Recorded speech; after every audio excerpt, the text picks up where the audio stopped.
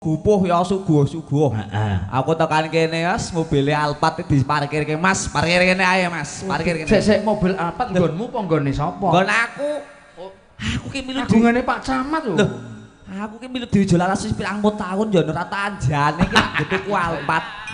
Oh, dadi mobilmu sing Chevrolet kae wis didol ya? Wis tak dol. Aku gantine Alphard warnane ijo. Payu pirang juta? 7 juta. Waduh. Tak kiloke ning bakul rongsok. Oh ya syukur. Saiki ganti Alphard. Alhamdulillah mboten kok ateges umuk ya mboten ateges umuk ya mbari ya. Temonjo. Temonjo padha rombonganku nul. Ambar sak rejep asile wutuh ya to. Ora tau bayar listrik, ora tau kondangan, ya ora. Mangan ming trimo nang sana nggone Rat, nang nggone Iin. Ngumpul kena nggo gawe tuku mobil. Temonjo. Mobil apa, Mbar? Expander. Lunas ya Mbar ya. Padha karo yagaku, Jon. Nggih, sing ngedramku jenenge Masuk Kemo. Oh, sing ngedram niku. Sak rejep dikumpulke asile. Luar biasa, alhamdulillah kena nggo tuku pedet. Amin. Ya. Padha karo sing gambang. Asil sak rejep alhamdulillah Jon kena nggo tuku. Napa? Kena nggo gawe tuku kathok cendak karo kaseporet. Wajib disyukuri. Disyukuri. Tetep disyukuri nek jan kathok pendek ya. Nek sing ngempul asile ora ngumpul. Sing ngempul sapa? Sing ngegong ora kumpul. Lah amargi pun apa? Sebabe apa? Kae wis nyicil nggo gawe DP rias manten. Ya ampun. Arep dadi manten. Manten. Pak Limbuk, anak niki kan pun 10 tahun kula sakderengipun minggah panggung niku pun derek Dwijo Larasipun bangun. Tanjane apa? Apa ya? Men perso warga kono kene lho ya. Tanjane oh alah burung ngerti kowe ya. Lah, pencetake dalange. Lah napa? Iki ki nek ora nyambut gawe ora nyinden. Sambane apa ya? Angon wedhus iki lho. Padake apa? Ya ampun. Ya men melu-melu piyai kene to. Lah iya. Mula kok nyedak kusnu jarike ambungen jarike. Ora kambu cemendil, ambungen ora percaya. Lho. Ngandel ora? Iya. Tapi wangi lho. Kowe kak mburi jarik ngarep coba diambu. Aja. Iya. Anu Mas Joni matur nuwun dipun berkahi, dipun rawuhi anggota DPRD saking fraksi Golkar ya, Mbar. Oh, Langge PDI Pak Jaka Hartana. Nggih, Pak. Kepareng kalian Mas Roy, Mas Vidi, kalian Pak Cari Mendiro Girawuh. Wah, matur nuwun sanget. Kalian kadang sami rawuh KSGP Dik Joni menika KSGP komunitas kadange Ki Sunarko Guno Prayitno nggih kepareng rawuh nggih rawuh saking pundi nggih Kebumen Mbah Rus menika saking Kebumen rawuh kalian Pak Insinyur Watijo dan Mas Tio Sidodadi Karangtengah Kemiri matur nuwun Pak Ngadiman Manggarai ya nyawiji wah matur nuwun nggih. Sakderengipun Mbak Limbuk, nggih. Kula nggih ngaturaken derek mangayu bagya riyen kagem warga masyarakat Logobulu. Monggo. Nggih, menika adicaranipun napa menika? Merti desa ora ngrungokke. Merti desa. Nggih. Menika pas banget pun mboten bados pangunek-unek Pak Lurah Dayat. Nggih. Paribasan mudun ki dinten niku pun pecah.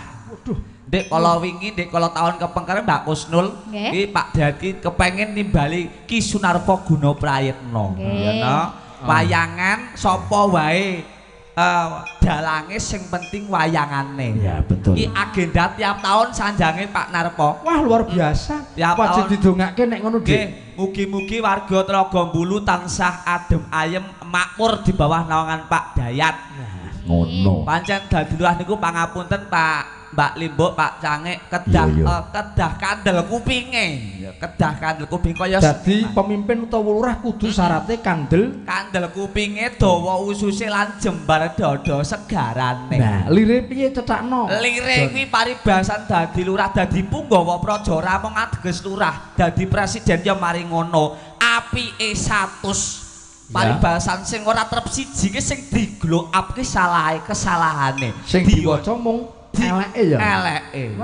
Kula kudu sabar. Bathok Bulung Cimadu kowe ngungkuli Mbah Walu ya malah aku kok akhir ketok bayaran 700 ngono ki aku apik. Apik. Nek bayaran ming 250 elek ya.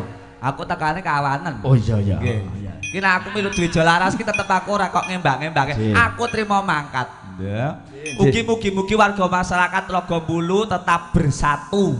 Amin. Ketok le bersatu tenanan niku dalu menika Mbak Limbuk. Nggih. Najan to nggone sempit uyel-uyelan warga Logobulu iso kumpul tuplek blek nang kene.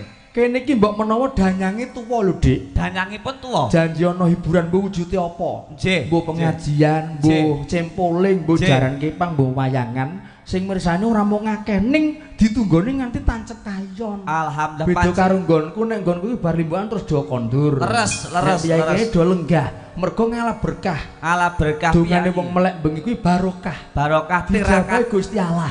Nggih, amin. Amin. Tirakate kuat. Pancen piyayi budaya sing iso nguwongke wong. Wah, niki piyayi wonten mriki. Nggih, niki wonten dawuh. Dawuhipun saking Pak Zainuddin lumantar stapipun Mas Bayu. Ora wong. Dalu menika matur kaliyan marga masyarakat Logobulu estu-estu kangge andhap asore manan nyuwun lumunturing samudra pangangsami mboten saged sowan mriki amargi nyarengi dinten ambal warsa partai PDI wonten Semarang dalu menika. Kaliyan Mas Dion ugi kaliyan Bu Bupati menika sami nindaki wonten Semarang. Mila nyuwun pangapunten mboten saged sowan. Nggih. Nggih, yo Dik Kusnul. Nggih. Dibawani sithik ya Jon. Nggih, dawuh. Sak tembang terus mengko diaturke bebarengan. Iki gono pamundhut. Iya. Trio pek-pek mengko yo diaturi nyawiji. Antarane sapa? Mengko Pak Lurah Tlogambulu. Iya. Pak Lurah Pucung Rata karo Pak Lurah Tlogongguwa utawa sing makili biasanya diwakili Pak Carik Tlogongguwa. Rawuh menika Pak Carik ya. Wes rawuh. Sembah nuwun berkahi mugi-mugi. Ya. Ya Nul, coba Nul.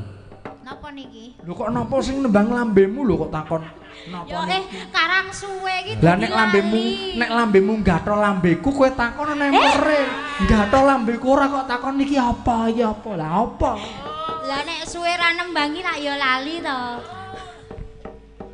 Bawanipun menapa Mbak Kusnul aku duwe? Napa nggih? Nggih.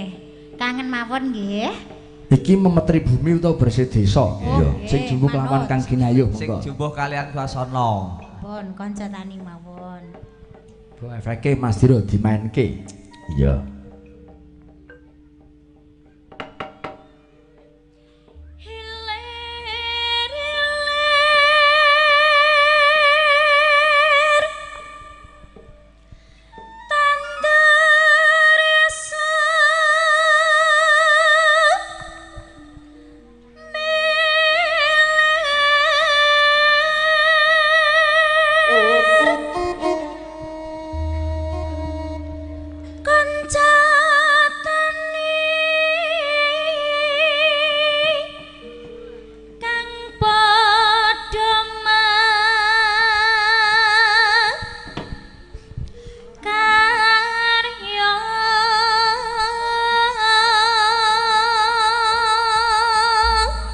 Menika piyai saking pundi to, Mbak Limbuk? Sing ndi? Sing menika Mbak Kusnul menika. Oh, urung tepung to. Dereng. Iki. Asine piyai keraton. Keraton pundi? Ning keraton Blambangan. Oh, ngoten. Terus saiki domisili ning Wonosobo. Wonten Wonosobo. Kecamatan Kepirek ngono ya Nul. Oh, Pesinden handal kondang Oh, sambene nggih. Angon Wedhus iki. oh ngoten. Pun garwa derek garwa teng Wonosobo napa pripun? Wes bola bali. Oh, kok bola- Anake telu ki yo mbarep kabeh. Anake telu sapa? Loro. Oh loro ya. Kok Sing anak- sing siji mati ya Nul. Ora urip. mati apa dipateni? Ora urip kabeh Sing loro. jelas diklarifikasi. Ketok iki loro sing urip ya Jon. Nggih. Sing siji mergo sing lara tanggung jawab terus dipejet mati sisan. Ya ampun. Emang iso nek dipejet mati? Ya iso. Nganggo apa? Lah nggo apa? Niku kok tiga mbarep sedanten niku maksudipun? Ayo karo bapak telu. Oh ngoten. Nek mejet ku nganggo pupus pejete mati kok dadak kangelan. Iya ngoten. Piyayi laris. Mboten, bapakne siji anake Oh loro. ngoten. Ganti lora, bapakne loro anak siji. Bapak siji anak loro. Oh iya. Walah. Nyoto jan. Yes. Neno.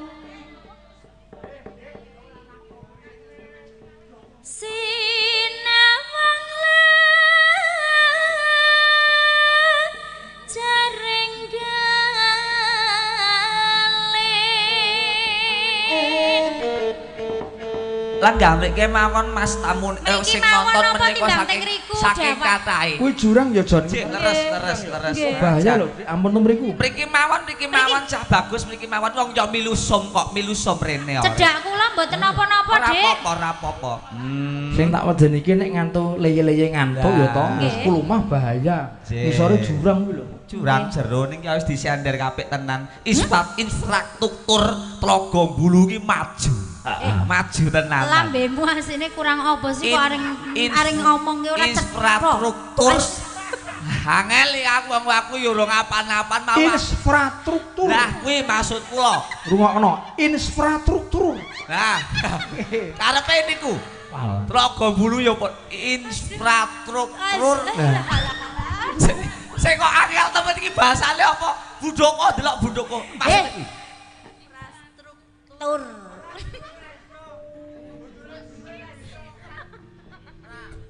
Ora saku wong Kusnul ora iso. Aku jan ra iso. Jajal sing bener piye? Sing bener piye? Nek aku trimo ora muni kok ndak disalahke. Ora Jajal no. Sak kecap bae lega kok sing bener piye aku kok kleru to dina iki apa? Infrastruktur. Lah, Nah.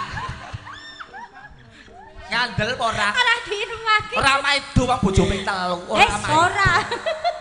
Mula rada cedel. Ya. Cedel iki apa? Cedal. Ilate ra dawa. Wong cedal kok cedel lho. Ilate jare ora dawa. Ya. Aku seneng sing dawa lho kamangka ndondol. Tutukno. Parine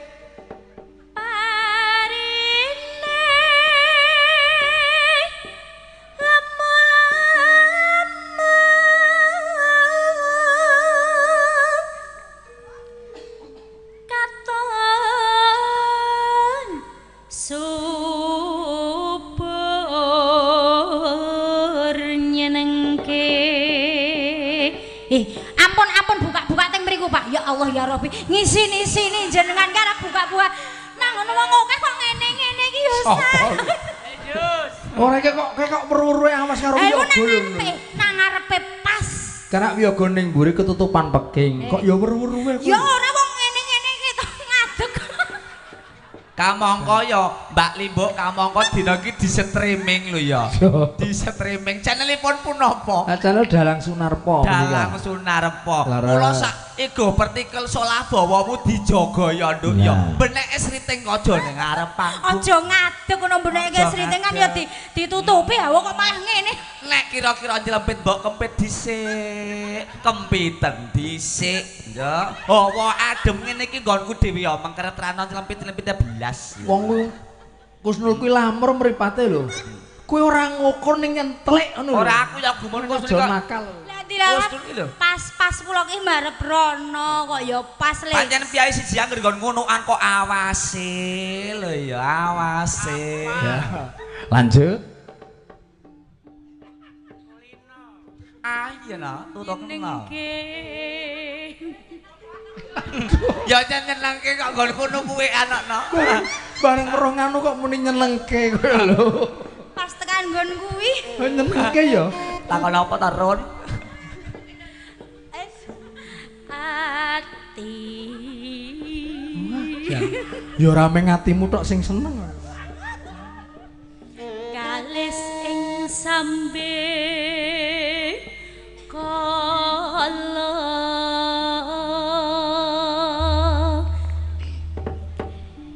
iku panyu wonku